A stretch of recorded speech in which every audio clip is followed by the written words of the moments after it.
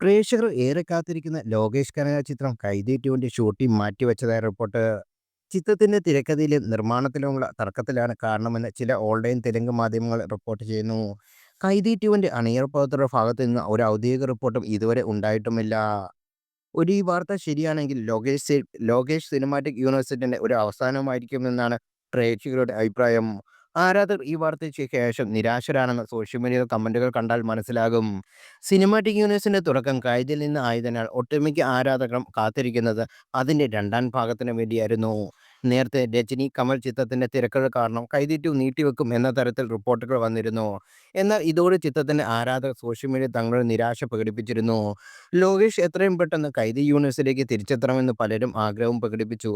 അപ്പോഴാണ് ഇങ്ങനൊരു വാർത്ത പുറത്തുവരുന്നത്. LCU എന്ന ലോകേഷ് കനകരാജ് യൂണിവേഴ്സിറ്റിയിൽ തുറക്കമിട്ട ചിത്രം കൂടിയായിരുന്നു കൈതി. കൈതി, വിക്രം, ലിയോ എന്നീ ചിത്രങ്ങൾക്ക് ശേഷം ഒരുക്കിയ കൈതി 2വിൽ നായകനായി എത്തിയ കാർത്തിക്കൊപ്പം LCUവിൽ മറ്റ് താരങ്ങൾ എത്തുമോ എന്ന് ആരാധകർ ഉറ്റുനോക്കുന്നത്. അതേസമയം ലോകേഷിന്റെ അവസാനമായി പുറത്തിറങ്ങിയ കൂലി കളക്ഷനിൽ മികച്ച പ്രകടനം കാഴ്ചവെച്ചെങ്കിലും ചിത്രം ആരാധകരെ തൃപ്തിപ്പെടുത്തില്ല. കൂലിയുടെ പേരിൽ ഒരുപാട് വിമർശനങ്ങൾ നേരിടേണ്ടി വന്നതിനെ തുടർന്ന് ലോകേഷ് മാധ്യമങ്ങൾക്ക് മുമ്പിൽ എത്തിയിരുന്നുമില്ല. ഇന്ത്യയിൽ നിന്ന് മാത്രം ചിത്രം 235 കോടി നേടി എന്നാണ് റിപ്പോർട്ട്. ആദ്യ ദിനം ചിത്രം ആഗോള മാർക്കറ്റിൽ നിന്ന് 151 കോടിയാണ് നേടിയത്. നിർമ്മാതാക്കളായ സൺ പിക്ചേഴ്സ് തന്നെയാണ് കളക്ഷൻ വിവരം സോഷ്യൽ മീഡിയയിൽ പുറത്തുവിട്ടത്. ഒരു തമിഴ് സിനിമ ആഗോളതലത്തിൽ നിന്ന് നേടുന്ന ഏറ്റവും ഉയർന്ന കളക്ഷനാണിത്.